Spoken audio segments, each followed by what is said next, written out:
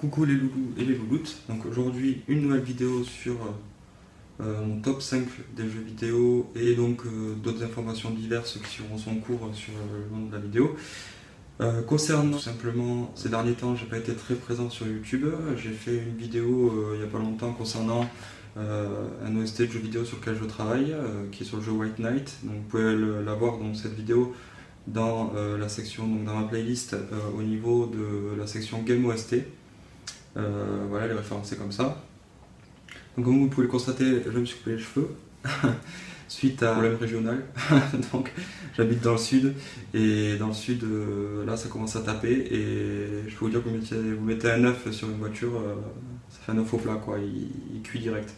Donc je me suis rasé les cheveux parce qu'il faisait trop chaud, c'était un peu compliqué.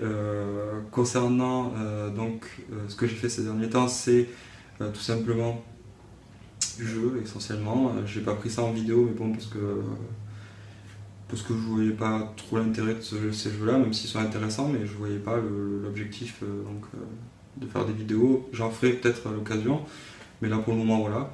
Les jeux sur lesquels j'ai joué ces derniers temps, donc le dernier là que je viens de finir c'était Train 2, donc je vous mettrai une jaquette là. Train 2, donc ce jeu là je l'ai fait en 2 jours à peu près. Je l'ai fini, un jeu Peggy 7, même si je trouvais qu'il était très compliqué alors que j'ai 26 ans et qu'il y avait des énigmes qui étaient vraiment dures quoi. Ce qu'il en est, c'est que c'est un jeu qui nous fait croire qu'on est dans un jeu open world, c'est-à-dire que vous pouvez vous déplacer partout, etc. Il n'y a pas de problème.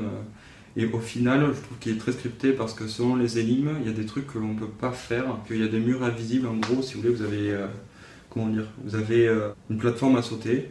Ben là vous allez avoir un mur invisible d'au moins 2 cm et si vous faites pas si vous réalisez pas les lignes, par exemple mettre une planche et que vous sautez, ben des fois vous avez le mur invisible qui vous empêche de sauter, donc ça j'ai pas trop compris. Même il y a des énigmes où c'est un peu compliqué, où c'est débrouille-toi quoi.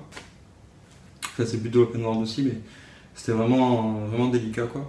Le deuxième jeu auquel j'ai joué ces derniers temps c'était Life is Strange, développé par Dontnod. Donc j'ai fait les 3 premiers épisodes, là j'attends avec impatience le 4e, donc d'ici fin juin normalement. Il arrive vers le 21 je crois. Donc c'est un jeu à jouer, vraiment, parce qu'il m'a vraiment captivé au niveau des personnages, au niveau de l'histoire, du charisme de ce qui se passe un peu, des sujets de l'histoire parce que je trouve qu'elles sont très proches de la réalité, il y a beaucoup de choses qu'on peut retrouver dans la réalité, c'est pas un jeu qui c'est vraiment extrait de la réalité, genre Half-Life 2, vous tirez sur des ondes, enfin sur des extraterrestres, sur des conneries comme ça, enfin c'est vraiment très extrait de la réalité quoi, c'est pas du tout, enfin c'est complètement opposé à la réalité pardon, c'est pas concret quoi.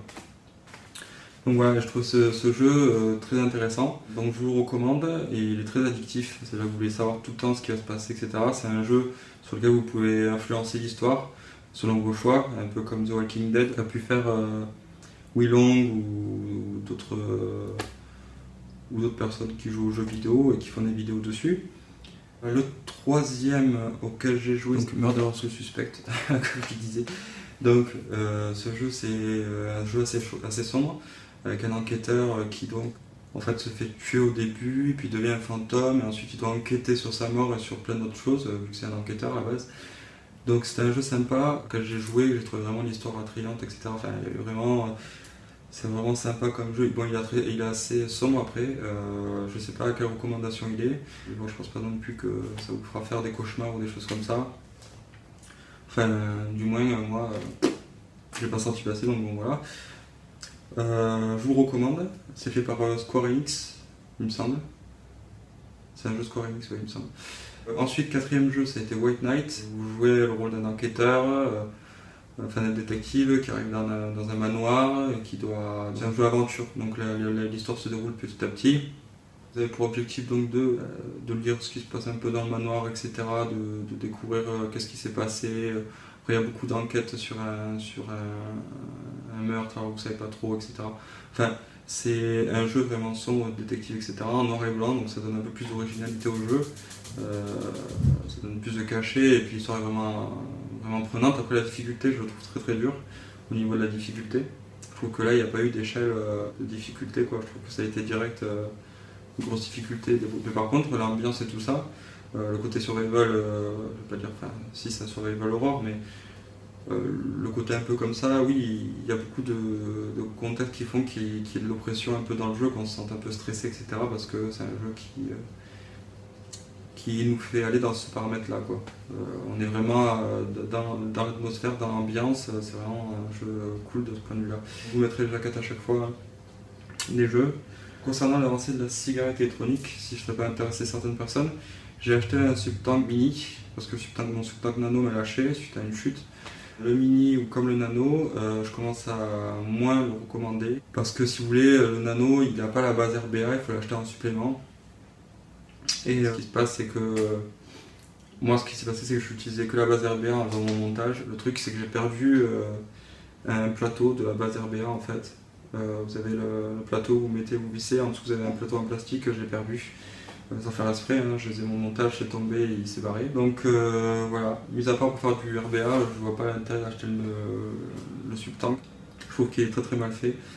J'ai acheté un Fogger, bon c'est sûr que ça fait moins de fumée, ça fait moins de vapeur, mais ça reste quand même raisonnable, à vrai dire. Bon, après le rendu de saveur il est pas top, hein, c'est pas aussi top que le Subtank. Donc bon, je suis encore assez retranché sur ces deux trucs, sur ces deux principes. Concernant ma perte de poids, donc j'ai perdu, là ça fait 4 semaines, et j'ai perdu environ, il me semble, là je suis à 84. J'étais à 92 au début, donc j'avais déjà perdu, ouais, on va dire que j'ai perdu 7 kg, là, 7-8 kg, à peu près, ouais, en à peu près un mois. Donc voilà, donc si des personnes sont intéressées, qu'ils me le mettent en commentaire. Et s'il y a beaucoup de gens qui sont intéressés, je mettrai une vidéo sur mes repas, sur mes habitudes, etc., sur ce que je fais en règle générale. Là, le sport, j'ai un peu arrêté ces derniers temps, je reprendrai plus tard. Voilà. C'est tout hein, sur les vidéos. Si vous avez des projets à me soumettre, des choses comme ça, ou si vous voulez faire une vidéo, enfin si vous avez des projets de vidéo ou des principes à faire, vous pouvez m'envoyer un message en MP. Et si vous avez des questions à me poser, vous me les posez, je répondrai directement en vidéo commentaire, hein, donc du coup avec vos questions-réponses, enfin en questions-réponses. Et voilà, à plus tard pour une prochaine vidéo.